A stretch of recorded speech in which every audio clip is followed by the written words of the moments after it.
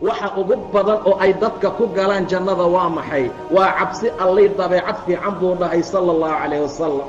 waa labada ugu badan oo ay dadka jannada ku galaan. waa dhowrsasho, waa xumaan layska ilaaliyo, waa alla oo laga cabsado iyo akhlaaq iyo dabeecad fiican oo ummaddan lagula dhaqmo. ummaddan waa inaad kula dhaqmi kartaa bulshada dabeecad wanaagsan. ma gaarsiin kartaan hantidiinii xoolihiina. war waxay rabaan baahi ma tiri kartaan. war wax allaala waxay u baahayin qof baahi tiri kara waa allah. ee ummadda waxaad kula dhaqantaan weji furfuran, waxaad kula dhaqantaan bashaashnimo, waxaad kula dhaqantaan dabeecad fiican, waxaad kula dhaqantaan akhlaaq wanaagsan. taasaa ummadda la gaarsiin karaayo taa aan gaarsiino. taa ummadda aan kula dhaqanno walaalayaal. annagu ma naqaano si rabbi looga cabsado. ummaddii akhlaaq fiican kulama dhaqanno. xaggee u soconaa ummade? wixii ugu badnaa ee jannada lagu gelaya alla ka cabsigaa gadaal baa laga tuuray.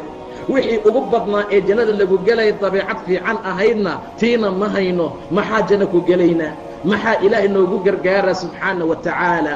cabsi alleh iyo dabeecad wanaagsan. alla ka cabsi iyo akhlaaq fiican. ninuu la dardaarmayou ku yidhi alla ka cabsan meel allaala meeshaad joogto. masaajid baan ku jirnaa buu kugu jawaabayaa. suuqa markaad uga dhahda ilaahay ka cabso. dukaanka asagoo xumaan iyo waxyaabo kale ku jira, xaaraan iibinaya haddaad dhahda ilaahay ka cabso, masaajidada la tag buu kuugu jawaabayaa. teena caasiyadee magaalada maraysa, afka casaanka marsatee diraca khafiif ka wadataa, rabbigaa ka baq haddaad dhahdo masjidka la tag bay ku leedahay alla ka cabsiga. war ilaahay ka cabsada meel allaala meeshaad joogtaan. nebigaa ku dardaarmay sala allahu calayh wasalam. haddaad guryihiina joogtaanna ilaahay ka cabsada. haddaad masaajidada ku jirtaanna alla ka cabsada.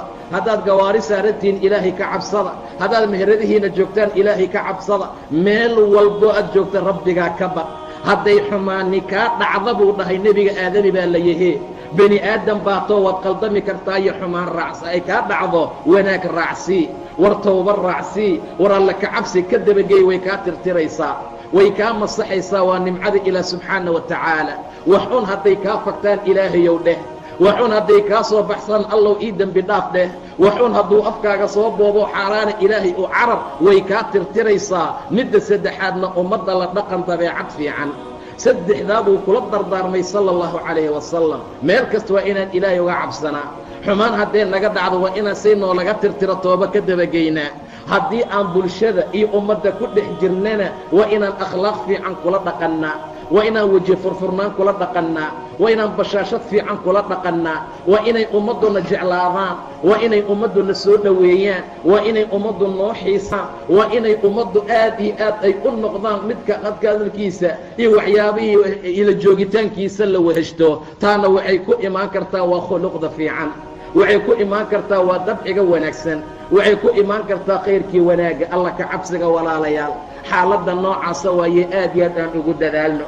dardaarankaa ilaahay ummadda u dardaarmay waa alla ka cabsiga aan aad iyo aad ugu dadaalno.